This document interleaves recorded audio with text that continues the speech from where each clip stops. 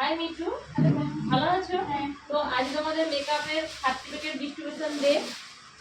তো এখানে 3 মাসের কোর্স করে তোমার কেমন লাগছিল? আমার তো খুবই ভালো লাগছে। এমনিতেই আমার এটা সবচেয়ে একটা মানে শখ ছিল করার, এবং আমি এখানে আসার পর আমি তো প্রচন্ড নার্ভাস হয়ে যেতাম। প্রচুর নার্ভাস ছিল। ম্যাডাম সবসময় বলতো যে হবে, ভালোভাবেই হবে।